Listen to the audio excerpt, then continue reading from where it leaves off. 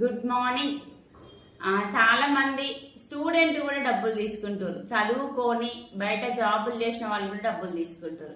ఒక్కసారి ఆలోచించండి, అసలు ఈ డబ్బులు ఎలా వస్తున్నాయి, వెస్టేజ్ లో డబ్బులు ఇంతగానో ఎట్లా తీసుకుంటారు, వీళ్ళు పెట్టే చెక్కులు నిజమేనా అని ఒక్కసారి టెస్ట్ చేయండి లీడర్స్. ఏంటంటే అనుకుంటుండొచ్చు మీరు, నిజంగా వీళ్ళు పెట్టే మీటింగ్స్ నిజమేనా, వీళ్ళు పెట్టుకునే చెక్కులు రెగ్యులర్ నెల నెలకు వస్తాయా అని మీకు డౌట్స్ ఉండొచ్చు కదా. ఒక్కసారి ఫోన్ చేయండి, కింద నెంబర్కి ఫోన్ చేసి ఈ చెక్కులు నిజంగా వస్తున్నాయా, మీ స్టేట్మెంట్ ఉందా మేడం అని ఒకసారి కాల్ చేయండి. నేను డీటెయిల్స్ కూడా మీకు చెప్పడానికి రెడీగా ఉన్నా.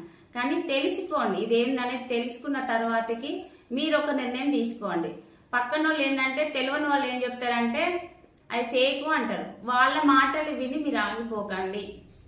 ఒక్కసారి మీరు చూసురు, చాలా మంది స్టేటస్ చూసారు, వెస్టేజ్ లో జాయిన్ అయిన వాళ్ళందరూ స్టేటస్లలో చెక్కులు పెట్టుకుంటారు కదా, ప్రతి నెల 10వ తారీఖు చెక్కులు పెడతారు కదా. వాళ్ళందరూ చెక్కులు చూసి ఏమనుకుంటారంటే నిజంగా ఇన్ని లక్షలు వీళ్ళకి ఎట్లా వస్తున్నాయి, వీళ్ళంతా ఏదో ఫేక్ ఉన్నట్టుంది అనుకుంటారు. కానీ అట్లా అనుకోకండి, తెలుసుకోండి.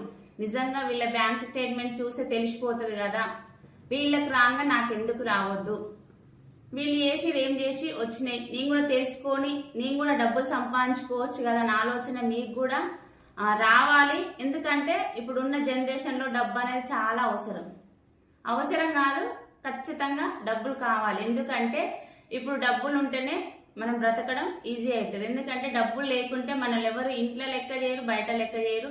సమాజమే డబ్బులు లేని వాళ్ళని చిన్న చూపు చూస్తుందని అందరికీ తెలుసు. కానీ మనం ఏమనుకుంటామంటే ఏదైనా అవకాశం వచ్చినప్పుడు అది ఫేక్ అనిలాగా కొంచెం నిర్లక్ష్యం చేస్తాం. ఒక్కసారి ఆలోచించండి, ఈ బిజినెస్ లో నిజంగా ఎన్ని లక్షలు ఎలా వస్తాయి అని మీ డౌట్స్ క్లియర్ చేయడానికి నేను రెడీగా ఉన్నా.